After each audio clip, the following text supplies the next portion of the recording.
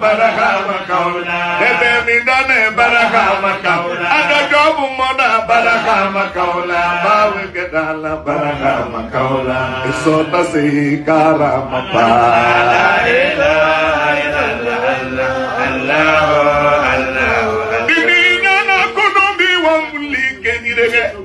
Kudumu kukunge bama amakilemu bandari kikenire kudumu waya kukenire bamane sibakata sifuna na bana kudumu kina fala kudumu wandali kenire kudumu kinga bogo do furu kite kete baraka manyasi isota se karama Allah la ilaha illallah Allah Allah Jama irtitum dini kazo Al-Qur'ani wa ma tadasisi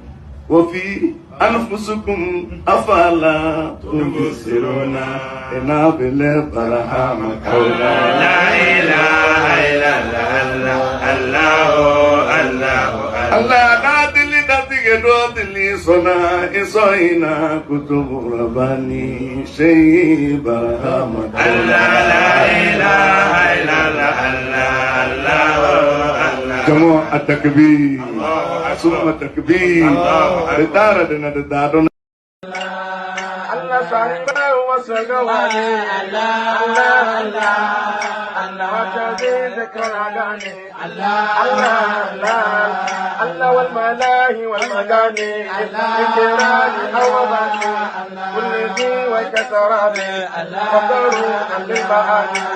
فهو أكلي وشرابي فهو جيبي وسناني فهو قوسي ووكزي